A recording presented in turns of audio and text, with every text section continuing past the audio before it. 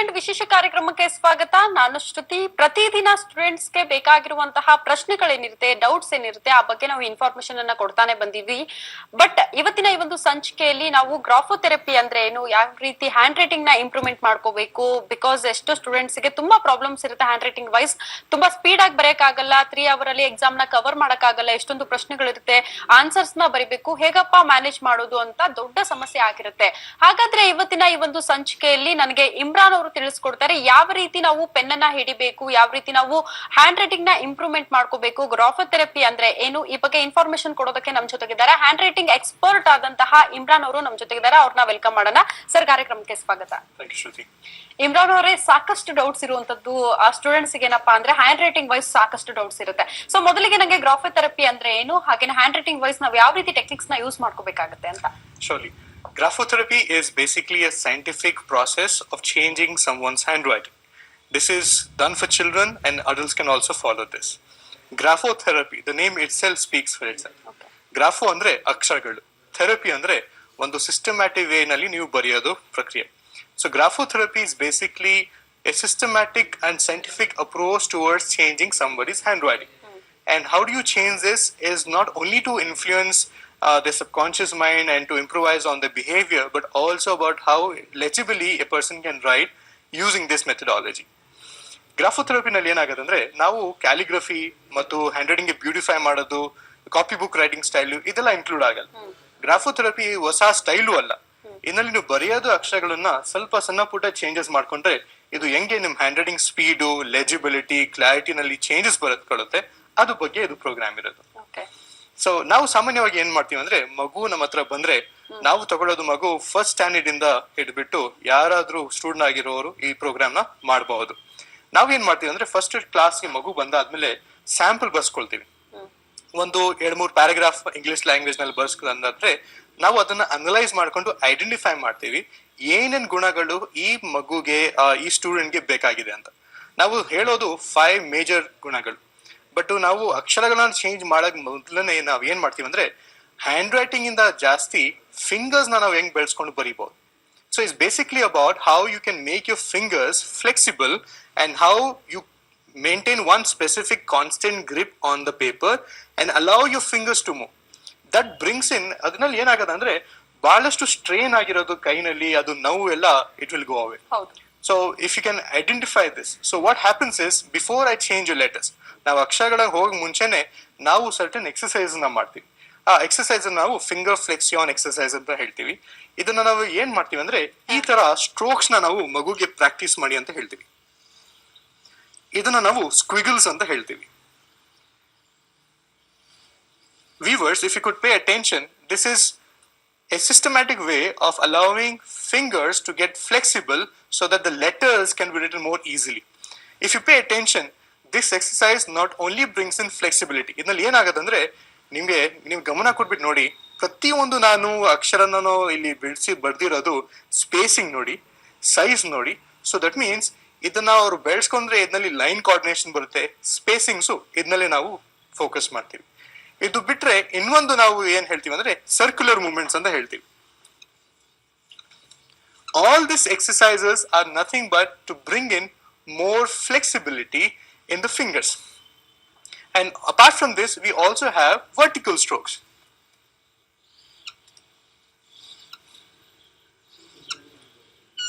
So the first few classes which you're going to be working with the children or the student is basically all about bringing flexibility in his fingers. ನಾವು ಇದೇ ಸ್ವಲ್ಪ ಗಮನ ಕೊಟ್ಬಿಟ್ಟು ಬೆಳೆಸ್ಕೊಂಡ್ರೆ ಇದರಲ್ಲಿ line coordination, spacing, speed ಇದೆಲ್ಲ ಇದರಲ್ಲಿ improve ಮಾಡ್ಕೊಳ್ಬಹುದು. So this is the foundation. So ಯಾರಾದ್ರೂ ನಮ್ ಪ್ರೋಗ್ರಾಮ್ ಮಾಡಿದ್ರೆ ಫಸ್ಟ್ ನಾವು ಅಕ್ಷರಗಳನ್ನ ಹೇಳಕ್ ಮುಂಚೆ ನಾವ್ ಏನ್ ಹೇಳ್ತೀವಿ ಅಂದ್ರೆ ಇದನ್ನ ನೀವು ಬೆಳೆಸ್ಬೇಕು. Because we want your fingers to be flexible so that you can write faster and without efforts. Okay, ಖಂಡಿತ ಇದು ಬೇಸಿಕ್. ಮಕ್ಕಳಿಗೆ ಏನ್ ಬೇಕು, ಯಾವ ರೀತಿ ಹ್ಯಾಂಡ್ ರೈಟಿಂಗ್ ನ ಮ್ಯಾನೇಜ್ ಮಾಡ್ಬೇಕು, ಅಥವಾ ಯಾವ ರೀತಿ ನಾವು ಹ್ಯಾಂಡ್ ರೈಟಿಂಗ್ ವೈಸ್ ಡಿಸ್ಟೆನ್ಸ್ ನ ಮೇಂಟೈನ್ ಮಾಡ್ಬೇಕು, ಹಾಗೇನೆ ಮೇಲಿಂದ ಕೆಳಗಡೆ ನಾವು ಒಂದೇ ಲೆವೆಲ್ ಅನ್ನ ಮೇಂಟೈನ್ ಮಾಡ್ಬೇಕು, ಯಾವ ರೀತಿ ಆ ಒಂದು ಅಕ್ಷರಗಳು, ಇದು ಬೇಸಿಕ್ ನೀಡ್ಸ್. ಇದು ಬೇಸಿಕ್ ನ ಕಲ್ಕೊಂಡ್ರೆ ಹ್ಯಾಂಡ್ ರೈಟಿಂಗ್ ವೈಸ್ ಕೂಡ ಮಕ್ಕಳಿಗೆ ಇರುವಂತಹ ಪ್ರಾಬ್ಲಮ್ಸ್ ನ ಫೇಸ್ ಮಾಡಬಹುದು. ಇದು ಬೇಸಿಕ್ ಅಂತ ಹೇಳ್ತಾ ಇದ್ದೀರಾ. ಇನ್ನು ಇಮ್ರಾನ್ ಅವರೇ, ತುಂಬಾ ಸ್ಪೀಡ್ ಆಗಿ ಬರಿಬೇಕು, ಎಕ್ಸಾಮ್ಸ್ 3 ಅವರ್ ಅಲ್ಲಿ ತುಂಬಾ ಕವರ್ ಮಾಡೋದಿರುತ್ತೆ, ಅಷ್ಟೊಂದು ಆನ್ಸರ್ ಲೆಂದಿ ಇರುತ್ತೆ, ಯಾವ ರೀತಿ ಮ್ಯಾನೇಜ್ ಮಾಡೋದಪ್ಪ? ಶಾರ್ಟ್ ಟೈಮ್ ತುಂಬಾ ಆನ್ಸರ್ಸ್ ನ ಬರೆಯೋದಿರುತ್ತೆ. ಯಾವ ರೀತಿ ಮ್ಯಾನೇಜ್ ನ ಮಾಡ್ಬೇಕಾಗುತ್ತೆ, ಅದಕ್ಕೆ ಏನ್ ಟೆಕ್ನಿಕ್ಸ್ ಇದೆ ಅಂತ? ಸ್ಪೀಡ್ ಬಗ್ಗೆ ಮಾತಾಡ್ಬೇಕಂದ್ರೆ ನಾವು ಹ್ಯಾಂಡ್ ರೈಟಿಂಗ್ ನಲ್ಲಿ 5 ಗುಣಗಳು ಇರುತ್ತೆ. ಆ 5 ಗುಣಗಳನ್ನ ನೀವು ಬೆಳೆಸ್ಕೊಂಡ್ರೆ ಸ್ಪೀಡು ನಿಜವಾಗ್ಲೂ ನಿಮ್ಗೆ ಬರುತ್ತೆ.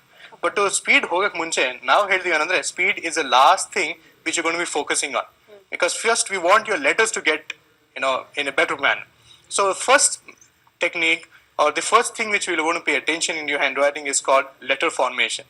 If you ask me what is letter formation, ಅದು ಒಂದ್ ಅಕ್ಷರನ ನೀವು ಒಂದ್ಸತಿ ಬರ್ದಿದ್ರೆ ಪೇಪರ್ ಮೇಲೆ, ಆ ಪೂರ್ತಿ ಅಕ್ಷರ ನೀವು ಪೂರ್ತಿ ಒಂದ್ ಪ್ಯಾರಾಗ್ರಾಫ್ ಒಂದ್ ಆನ್ಸರ್ ಬರೆಯುವಾಗ ಅದನ್ನ ನೀವು ಕನ್ಸಿಸ್ಟೆಂಟ್ ಆಗಿ ಬರಿಬೇಕು.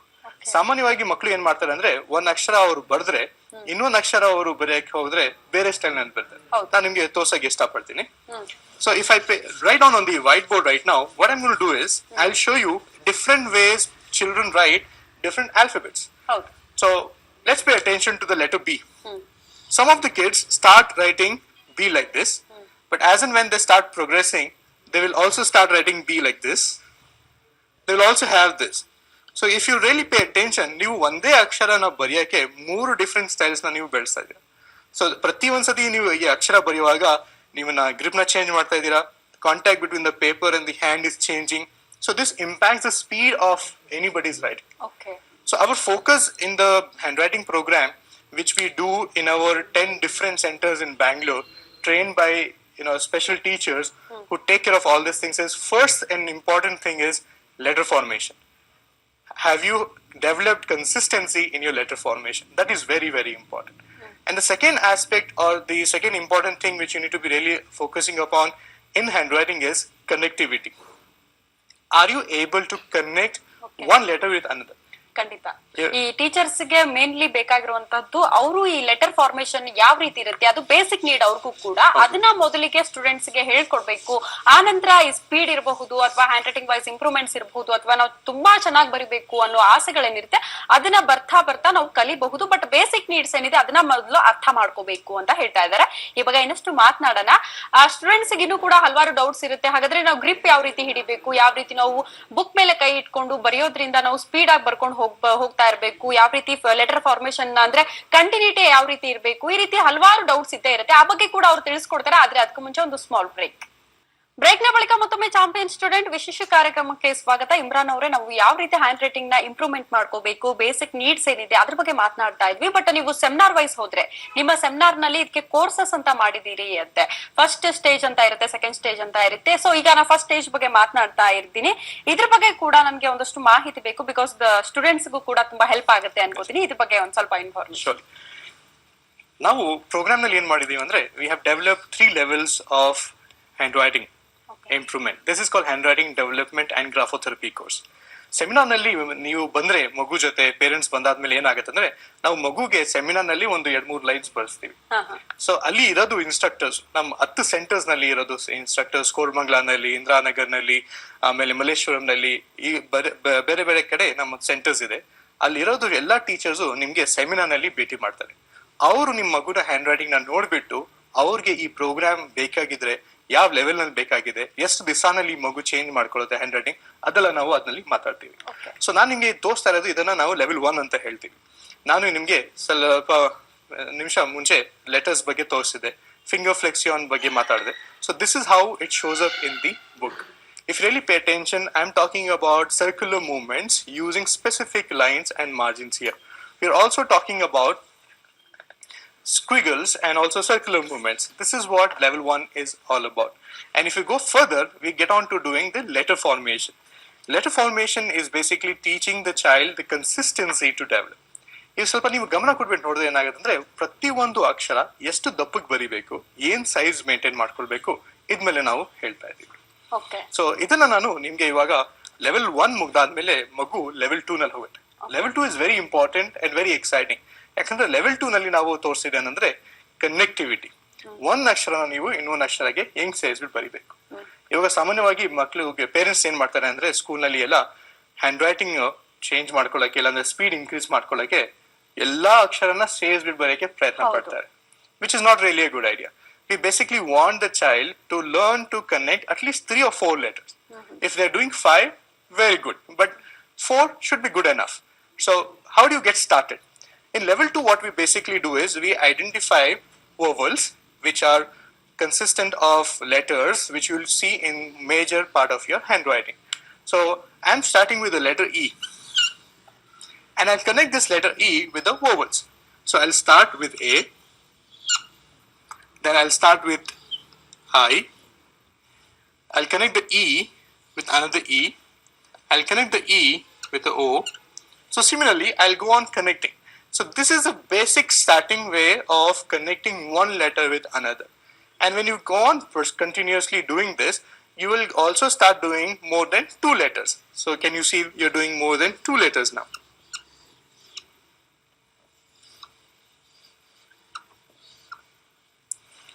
And the very important part here is that we are also focusing on the level 3 part of your handwriting development. I talked about the letter formation, I talked about the connectivity. Then now level 3 ನಾವು ಏನು ಮಾಡ್ತಾ ಇದೀನಿ ಅಂದ್ರೆ third guna or the third factor we are focusing is how you should maintain zones in your writing. ಯಾವ ಅಕ್ಷರ ಎಷ್ಟು ಮೇಲೆ ಹೋಗಬೇಕಾಗಿದೆಯೋ, ಯಾವ ಅಕ್ಷರ ಎಷ್ಟು ಕೆಳಗೆ ಬರಬೇಕಾಗಿದೆಯೋ ಅದು ಬಹಳ ಇಂಪಾರ್ಟೆಂಟ್.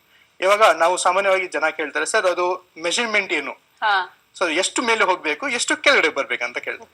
ಸೊ ನಾವು ಪ್ರತಿಯೊಂದು ಮಗುಗೆ ಅವ್ರ ಹ್ಯಾಂಡ್ ರೈಟಿಂಗ್ ಮುಖಾಂತರ ಇದೆಲ್ಲ ನಾವು ಆನ್ಸರ್ ಮಾಡ್ತೀವಿ. ಬಟ್ ಸಾಮಾನ್ಯವಾಗಿ ಹೇಳ್ಬೇಕಂದ್ರೆ ಈ ಮಿಡಲ್ ಝೋನ್ ಅಂತ ಇದೆಯಲ್ಲ, ಈ ಮಿಡಲ್ ಝೋನ್ ಇಂದ ಅಪ್ಪರ್ ಝೋನ್ ಅಟ್ಲೀಸ್ಟ್ 2 times ಅಂತ ಇರಬೇಕು. Can you see that there are 2 parts to it? So this is what the zones in the handwriting is. So handwriting ನಲ್ಲಿ ಇರೋದು 5 ಗುಣಗಳಲ್ಲಿ ಇದು 3 ಗುಣಗಳನ್ನ ನೀವು ಇದು ಮಾಡ್ಕೊಳ್ಬೇಕು. ಓಕೆ, ಇಮ್ರಾನ್ ಸರ್, ಎಷ್ಟು ಲೆಟರ್ಸ್ ನ ಜಾಯಿನ್ ಆಗಿ ಬರಿಬೇಕು, ಇಂತಿಷ್ಟೇ ಅಂತ ಏನಾದ್ರು ಅದಕ್ಕೆ ಕಂಡೀಷನ್ಸ್ ಇದೆಯಾ? ಯಾಕಂದ್ರೆ ಎಲ್ಲಾ ಮಕ್ಕಳು ಕೂಡ ನೀವು ನೋಡ್ತಾ ಇರಬಹುದು ಹಂಗೆ ಕಂಟಿನ್ಯೂಟಿ ಅದು ಫುಲ್ ಪೇಜ್ ಮುಗಿಯೋವರೆಗೂ ಕೂಡ ಕಂಟಿನ್ಯೂಸ್ ಆಗಿ ಬರಿತಾ ಇರ್ತಾರೆ. ಇದು ಈಸ್ ಇಟ್ ಓಕೆನಾ, ಇದು ಓಕೆನಾ, ಅಥವಾ ಇಂತಿಷ್ಟೇ ಲೆಟರ್ ಇಷ್ಟರಲ್ಲೇ ಬರಿಬೇಕು ಅಂತ ಏನಾದ್ರು ಹೇಳ್ತೀರಾ ಹೇಗೆ ಅಂತ? ಏನಾಗತ್ತಂದ್ರೆ ನೀವು ಎಲ್ಲಾ ಲೆಟರ್ಸ್ ನ ಸೇರಿಸಿ ಪ್ರಯತ್ನ ಪಟ್ರೆ you will see that the child is able to write faster, but at the cost of legibility, at the cost of clarity. The child not be able to manage writing all the letters, and it is not possible with everybody. So normally we suggest stick with 4 of maximum 5 letters to write. I think ನನಗನ್ಸುತ್ತೆ ಮಕ್ಕಳಿಗೆ ಈ idea ಇರೋದಿಲ್ಲ ಅಂತ, ಯಾವ letter ನ ತುಂಬಾ ಚಿಕ್ಕದಾಗಿ ಬರಿಬೇಕು, ಯಾವ ಲೆಟರ್ ನ ಮೇಲ್ಗಡೆ ಏರಿಸಬೇಕು ಅದೇ ಗೊತ್ತಿರೋದಿಲ್ಲ, ಅದ್ರ ಬಗ್ಗೆ ಐಡಿಯಾಸ್ ಇರೋದಿಲ್ಲ ಅಂತ. ಸೊ ಅದನ್ನ ಕೂಡ ಇಲ್ಲಿ ಸೆಮಿನಾರ್ ಅಲ್ಲಿ ಕಲಿಬಹುದು, ಅಥವಾ ಇಲ್ಲೂ ಹೇಳ್ಕೊಟ್ಟಿದ್ದಾರೆ ಇಮ್ರಾನ್ ಸರ್ ನ. ಇದನ್ನ ಫಾಲೋ ಮಾಡಿದ್ರೆ ಕೂಡ ಖಂಡಿತವಾಗ್ಲೂ ಮಕ್ಕಳಿಗೆ ಒಂದು ಐಡೆಂಟಿಫೈ ಅನ್ನೋದು ಬರುತ್ತೆ. ಇನ್ನ ಸ್ಪೀಡ್ ವೈಸ್ ನ ನೋಡೋದಾದ್ರೆ ಇಮ್ರಾನ್ ಸರ್, ಯಾವ ರೀತಿ ಯಾವ ಒಂದು ಪೋರ್ಷನ್ ಅಲ್ಲಿ ಯಾವ ರೀತಿ ಸ್ಪೀಡ್ ಆಗಿ ನಾವು ಮೇಂಟೈನ್ ಮಾಡ್ಕೋಬಹುದು? ನನ್ಗೆ ಕೇಳಿದ್ರೆ ನಾನು ಸ್ಪೀಡ್ ಬಗ್ಗೆ ಮಾತಾಡ್ಬೇಕಂದ್ರೆ ಅದು ಲಾಸ್ಟ್ ನಲ್ಲಿ ಇಟ್ಕೊಳ್ತೀನಿ. ಯಾಕಂದ್ರೆ that is my 5th factor which I want the child to focus on.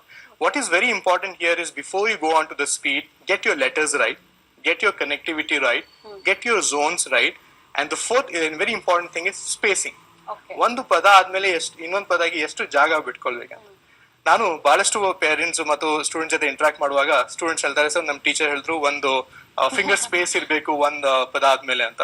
So ನನ್ನ ಪ್ರಶ್ನೆ ಇರುತ್ತೆ, ಯಾರ್ ಫಿಂಗರ್ ಅಂತ.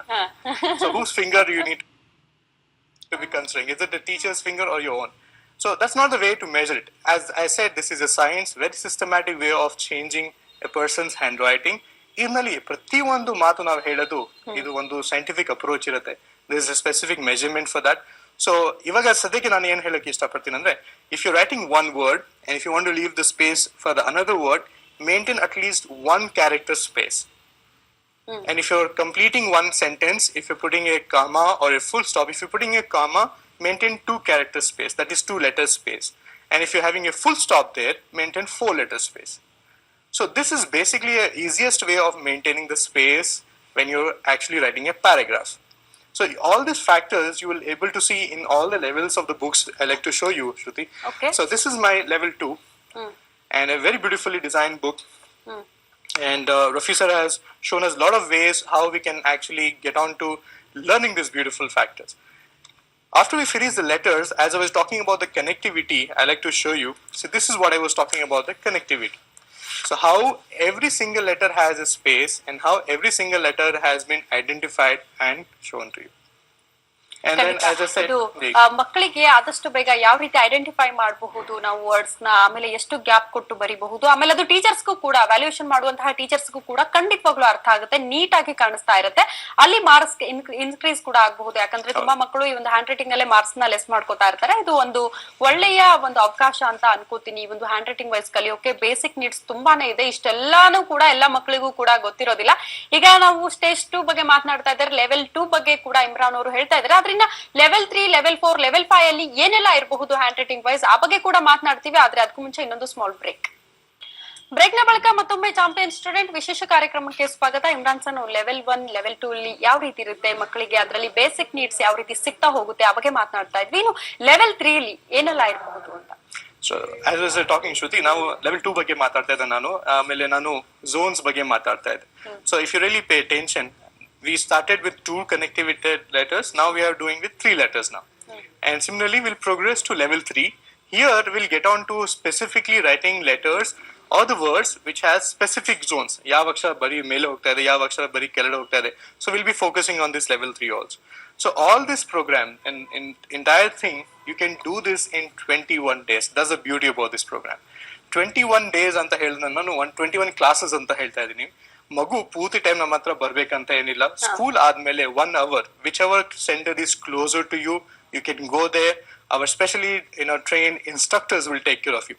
If you want to identify which are the centers we have, who are our teachers, ನಾನು ನಿಮ್ಗೆ ಇನ್ವೈಟ್ ಮಾಡ್ತಾ ಇದೀನಿ, ಸೆಮಿನಾರ್ಗೆ ಬನ್ನಿ ದಯವಿಟ್ಟು. ನೀವು ಮತ್ತು ನಿಮ್ಮ ಪೇರೆಂಟ್ಸ್ ಜೊತೆ, children, please be there in the seminar.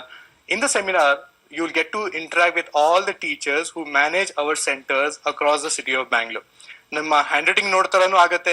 ನಿಮ್ಗೆ ಈ ಪ್ರೋಗ್ರಾಮ್ ಬೇಕಾಗಿದೆಯೋ ಇಲ್ಲ, ಬೇಕಾಗಿದ್ರೆ ಎಷ್ಟು ದಿವಸ ನೀವು ಇಂಪ್ರೂವ್ಮೆಂಟ್ ಮಾಡ್ಕೊಳ್ಬಹುದು, ಎಷ್ಟು ನಿಮ್ಗೆ ಎಫರ್ಟ್ಸ್ ಬೇಕಾಗಿದೆ, ಇದೆಲ್ಲ ನಾವು ಪ್ಲಾನಿಂಗು ಸೆಮಿನಾರ್ ನಲ್ಲಿ ನಾವು ನಿಮ್ಗೆ ಹೇಳಕ್ಕೆ ಇಷ್ಟಪಡ್ತೀವಿ.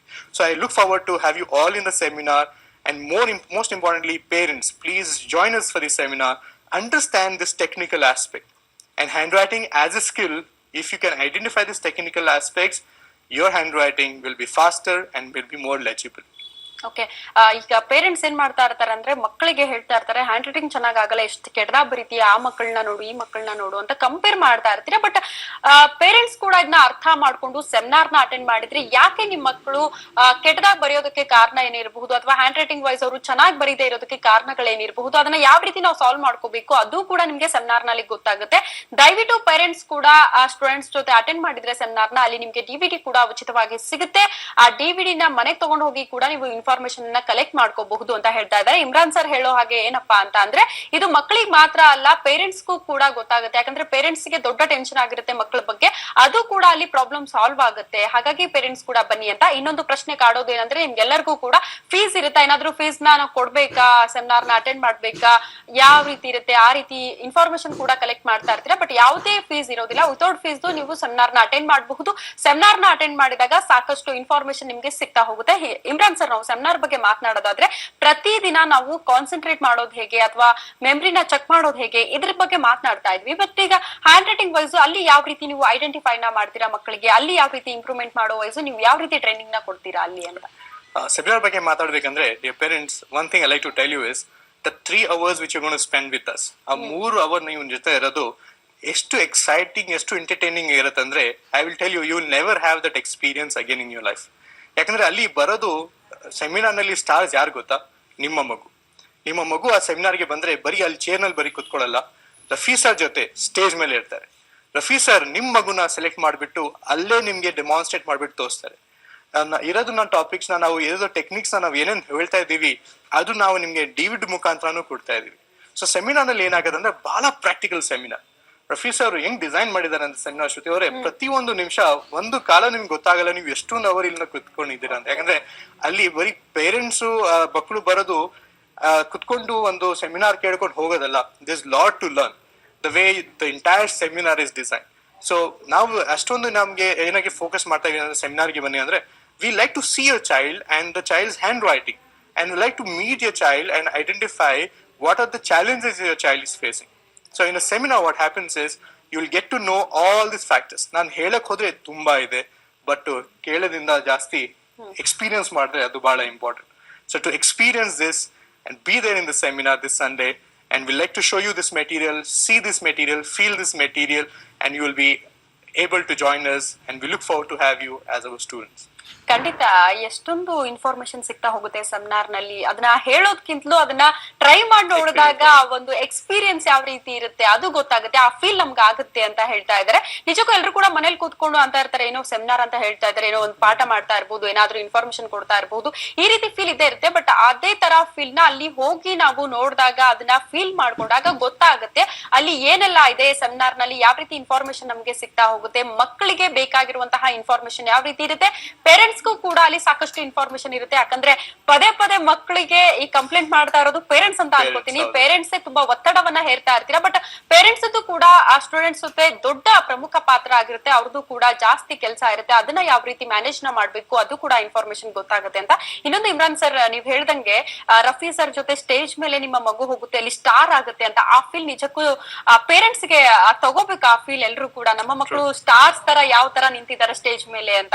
ಆಮೇಲೆ ಇನ್ನೊಂದು ಮಕ್ಕಳಿಗೆ ಯೂಸ್ ಆಗುವಂತದ್ದು ಅಂದ್ರೆ ತುಂಬಾ ಧೈರ್ಯ ಇರೋದಿಲ್ಲ ಎಷ್ಟೋ ಮಕ್ಕಳಿಗೆ, ಆ ಧೈರ್ಯ ಕೂಡ ಅಲ್ಲಿ ಬರುತ್ತಾ ಅಂತ. ನಾನು ಏನ್ ಹೇಳ್ತಾ ಇದೀನಿ ಅಂದ್ರೆ, ನೀವು ಸ್ಟೇಜ್ ಮೇಲೆ ಬಂದ್ರೆ whether you talk or you don't talk, just being on that stage, that is very important. And Rafi sir ಎಲ್ಲಾ ಮಕ್ಳಿಗೆ ಏನೋ ಇಂಟರಾಕ್ಟ್ ಮಾಡೋದು ನಿಮ್ಗೆ ಅನ್ಸ್ಬೋದು, ಇಲ್ಲ ಎಷ್ಟೊಂದ್ ಮಕ್ಳು ಬಂದ್ರೆ ಹೆಂಗ್ ಮಾಡ್ತಾ ಇದ್ದೀರಿ ಅಂದ್ರೆ, I tell you, you come there, you'll understand this. So once the child starts falling in love with that platform, falling in love with that stage, everything changes. Okay. And what is the first step? The first step is to come to the seminar and get onto the stage with Rafi Sir. Okay. And look at the energy with Rafi Sir will be leading the entire seminar. And I tell you, if not anything, you're going to go back home with a lot of positive mindset about your child. ಮಗುಗೆ ನೀವು ಹೆಂಗ್ ನೋಡ್ಕೊಳ್ತೀರಾ, ಆ entire perception change ಆಗ್ಬಿಡುತ್ತೆ ಶ್ರುತಿ ಅವ್ರೆ. ನಾನು ಇದು ಒಂದು ಸುಮಾರು 10-12 ವರ್ಷದ ಎಕ್ಸ್ಪೀರಿಯನ್ಸ್ ನಿಮ್ಗೆ ಹೇಳ್ತಾ ಇದ್ದೀನಿ. ಎಕ್ಸ್ಪೀರಿಯನ್ಸ್ ಎಲ್ಲಾ ಪೇರೆಂಟ್ಸ್ ಕೂಡ ಆಗ್ಲಿ, ಪ್ರತಿಯೊಂದು ಮಕ್ಕಳು ಕೂಡ ಸೆಮಿನಾರ್ ನ ಅಟೆಂಡ್ ಮಾಡ್ಲಿ ಅಂತ ಹೇಳ್ತಾ ಇದ್ರೆ. ಇಷ್ಟೊತ್ತು ನಮ್ ಜೊತೆಗಿದ್ದು ಹ್ಯಾಂಡ್ ರೈಟಿಂಗ್ ವೈಸ್ ಮಕ್ಕಳಿಗೆ ಬೇಕಾಗಿರುವಂತಹ ಬೇಸಿಕ್ ನೀಡ್ಸ್ ಏನು, ಹಾಗೆ ಹ್ಯಾಂಡ್ ರೈಟಿಂಗ್ ವೈಸ್ ಅವರು ತುಂಬಾ ಇಂಪ್ರೂವ್ ಆಗ್ಬೇಕು ಅಂತ ಅನ್ಕೊಂಡಿರುವಂತಹ ಡೌಟ್ಸ್ ಏನಿರುತ್ತೆ ಅದೆಲ್ಲವೂ ಕೂಡ ಕ್ಲಾರಿಫೈ ನ ಮಾಡಿದಿರಾ. Thank you so much. ನೋಡಿದ್ರಲ್ಲ ವೀಕ್ಷಕರೇ, ನಾವು ದಿನ ಕೂಡ ಹ್ಯಾಂಡ್ ರೈಟಿಂಗ್ ನ ಯಾವ ರೀತಿ ಇಂಪ್ರೂವ್ ಮಾಡ್ಕೋಬೇಕು, ಹಾಗೇನೆ ಎಷ್ಟೊಂದು ಸ್ಪೀಡ್ ಆಗಿ ನಾವು ಎಷ್ಟು ಚೆನ್ನಾಗಿ ಕವರ್ ಮಾಡಬಹುದು, ಇನ್ನು ಬೇಸಿಕ್ ನೀಡ್ಸ್ ಯಾವ ರೀತಿ ಇರುತ್ತೆ ಅದ್ರ ಬಗ್ಗೆ ಸಾಕಷ್ಟು ಡೌಟ್ಸ್ ಇದ್ದೇ ಇತ್ತು. ಈ ಬಗ್ಗೆ ಇಮ್ರಾನ್ ಅವರು ತುಂಬಾ ಚೆನ್ನಾಗಿ ಹೇಳ್ಕೊಟ್ಟಿದ್ದಾರೆ. ಹಾಗೇನೆ ನೀವು ಕೂಡ ಸೆಮಿನಾರ್ ನ ಅಟೆಂಡ್ ಮಾಡ್ಬೇಕು ಅಂದಲ್ಲಿ ABCD ಅಂತ ಟೈಪ್ ಮಾಡಿ 9220922200 ಗೆ ಒಂದು ಮೆಸೇಜ್ ನ ಹಾಕಿದ್ರೆ, ರಿಜಿಸ್ಟರ್ ಮಾಡ್ಕೊಂಡ್ರೆ ನೀವು ಕೂಡ ಸೆಮಿನಾರ್ ನ ಅಟೆಂಡ್ ಮಾಡಬಹುದು. ಹಾಗೇನೆ ಪೇರೆಂಟ್ಸ್ ಜೊತೆ ಹೋದಂತಹ ಮಕ್ಕಳಿಗೆ ಒಂದು DVD ಉಚಿತವಾಗಿ ಸಿಗ್ತಾ ಇರುವಂತದ್ದು. ಇನ್ನು ತುಂಬಾ ದೂರದಿಂದ ಬರಕ್ಕಾಗಲ್ಲ ಅಂದವರು ಫೇಸ್ಬುಕ್ ಅಲ್ಲಿ ಲಾಗಿನ್ ಆಗಬಹುದು. facebook.com/rafisir ಅಂತ ಲಾಗಿನ್ ಆದ್ರೆ ಅಲ್ಲೂ ಕೂಡ ನಿಮ್ಗೆ ಇನ್ಫಾರ್ಮೇಶನ್ ಸಿಗುತ್ತೆ ಅಂತ ಹೇಳ್ತಾ, ಇದೇ ಇವತ್ತಿನ ಚಾಂಪಿಯನ್ ಸ್ಟೂಡೆಂಟ್ ವಿಶೇಷ ಕಾರ್ಯಕ್ರಮ. ಮುಂದಿನ ಸಂಚಿಕೆಯಲ್ಲಿ ಮತ್ತೆ ಇದೇ ಸಮಯಕ್ಕೆ ಭೇಟಿ ಆಗ್ತೀವಿ. ನಮಸ್ಕಾರ.